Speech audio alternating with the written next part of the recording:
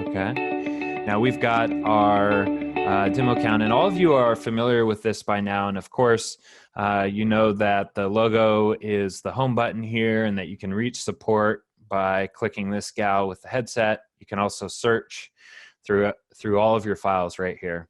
But what I want to talk about first today is the place where you'll manage your contracts. Okay. So manage transactions is where we're going to start out here, okay?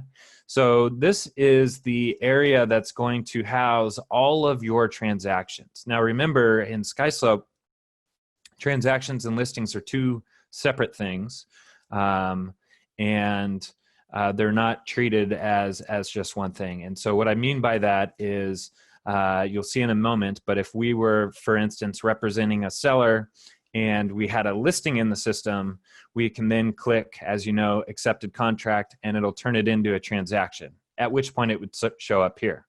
If I'm representing the buyer to start with, I can create my transaction from this page, as you know. Okay, but what we're looking at here is a pending transaction. And so I want to point out a few things. So you have your pending transactions here. Also in this section will show up expired, okay?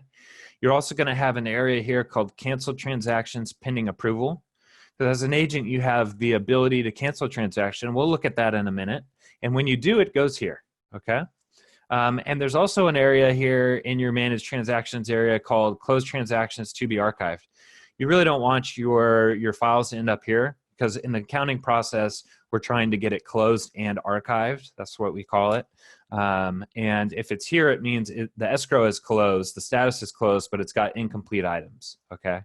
So definitely want to keep files from ending up here, of course, okay?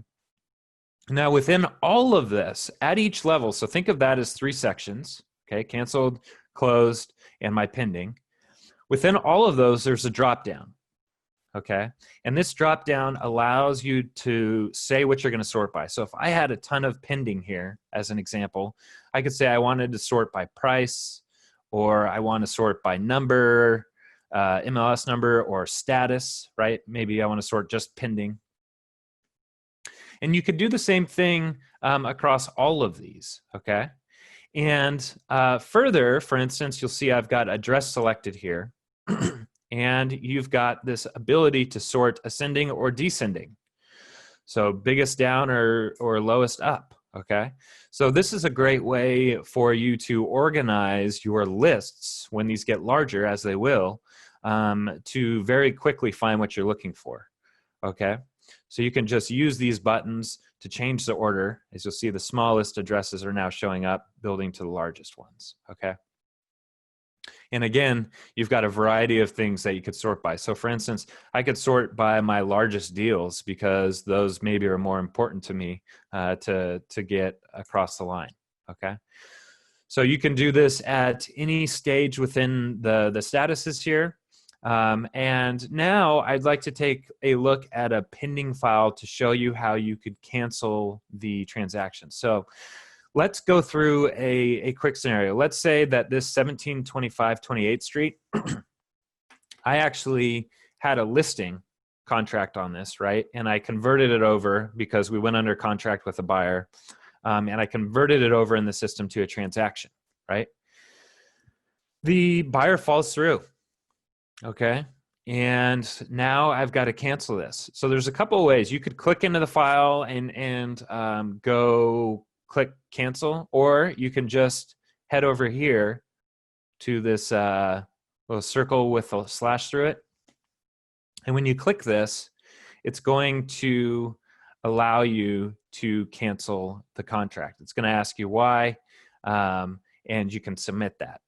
One thing that I do want to note for you in the different view here, so we're going to actually click into the file, okay? And you see on the transaction tab, it's nice and big here, cancel transaction, is when we click this, it will allow us to reactivate the original listing, okay? So you're not gonna have to go through and create your listing again if you had converted this over, right? I can say the reason for cancellation is canceling. And Yes, reactivate it for me. Okay, so this is going to save you a step, and it's going to reactivate that listing, and you'll be off to the races again. If you go under contract with another buyer, you'll be in the same place. You know, the documents that were part of this transaction will be recorded, but elsewhere, so they'll no longer be attached to your transaction. But all that listing paperwork that you had to fill out in the first place is already good. You don't got to redo it. Okay. So that's how you have the ability to sort through your different items in your Manage Transactions tab. Of course, you can search as well, and you can sort and prioritize. Okay. Andrew, I have a question. Uh-huh. After the transaction is canceled, where does it, can you view it somewhere else, or is it just completely gone? Yeah, so let's talk about that. We'll talk about that as well, and we're also going to look at an area called incomplete checklist. Okay, so we're in canceled pending. Once that canceled is approved, we're going to go back to the home page. Okay, and there's an area called canceled contracts. Click on this. You'll see that all of the deals that were canceled are going to end up here. Okay. Now, one thing I would like to mention as well, and you probably see it here on the right, the ones that have activate listing, we have the ability to do that here. So if you forget to do it in that prior step like we talked about, but you do want to reactivate the listing, you could come to your cancel contracts and click it here. Okay. So this is where they'll live. And again, same kind of way to search. So keep this in mind with the sorting and searching. You have you're just going to choose the way that you want to do it and decide if you want ascending or descending. Okay. So that's canceled contracts. Now, what I want to talk about is the actual document management. You know, we talk a lot about turning in documents to the checklist and making sure you're up to date and all this kind of stuff. But there's a great view within the system we haven't talked about yet that just lets you basically sort your files by what they need, okay? It gives you a view. It's the incomplete checklist. So we're going to go ahead and click on this here. Okay, my transactions are up to date. If there were, for instance, if there were a bunch of pending items that were required that I hadn't uploaded yet, they're going to show up here, as you can see with my listings. Okay, so these are split up in between transactions and listings. Okay, and look, I know by looking at this that I've got incomplete items like this. A lot of agents I speak with will start with the ones that have more and see if there's low-hanging fruit for them to turn in there, or you know, if it is really the case that there still needs to be stuff that's turned in, right? So this is a great way to go through that. And again, you can sort in the same way here. Okay. Number of items is a great way to sort. So you can sort by number of items, and that'll give you either starting with the ones that have the least, or you could do the ones that have the most, like we talked about, by just clicking that sort button. Okay. And from here, you know, you can just click right into the file. Okay. And when you do, it actually defaults you the checklist page. Unlike going into the file for manage transactions, where it would default to your listing or your transaction tab. Okay. So that's a nice shortcut that you should be aware of. All right, and this brings us now to my favorite part to talk about when it comes to this. You know, there's a lot of this sort of going in, looking at these views, searching, that kind of stuff. Well, how do we automate some of that, right? Because a lot of this is about how do I stay as proactive as possible, but how do I make it so that I'm not necessarily having to go in every day to check it? And so within your profile, there's notifications that you can set as an agent. Okay. And we're going to look at that now. So the way you would get there is you're going to go to your name in the upper right-hand corner right here. Okay. And I'm going to go to my account. Okay. And this is going to pull up a bunch of stuff, right? So a couple of things here too, and this is worth noting. You've got all this filled out. Remember, you've got your personal SkySlope email. This actually goes to your working docs area, right? So you could email documents into your working docs from here. You also have the ability to put in an alternate email ID, okay? So if you have another email that you want to be on file, you can put it here. Okay. And the reason you might do that is you might want to get those agent updates that the transaction and ASD team and all of that, or the people that are file reviewing, excuse me, are sending to you. Well, it'll send to both if you've got an alternate email ID in here as well. Okay. But what I want to talk about is the notifications. It's right here. There's some great little tricks here when it comes to notifications that you can set for 3 different areas: listings, transactions, and tasks. I find that the transaction and the listing ones are probably the most useful. But let's take a look at what a few of these are, and then I'll show you how they work. So they come sort of pre-done for you already, okay? And you have the ability to specify days on a few of them.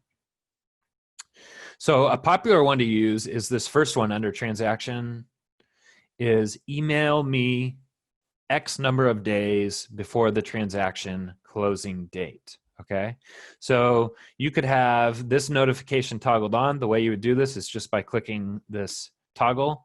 It now allows you to specify a number of days before the transaction closes. Okay, if that transaction closing date pushes out, it's automatically going to do the calculation for you. Okay, so this is dynamic, and we'll keep you up to date. You can also say, hey, I want to be emailed if the transaction passes the closing date, so I can figure out how to extend that or work through that. And you can do the same thing for the closing date and acceptance date changing, or the sales price changing. Okay, probably the one that you can make the biggest use out of here is going to be the days before the transaction closing and if it changes. Okay. So these notifications can be set up to keep you engaged with what's happening with the file as it happens, okay?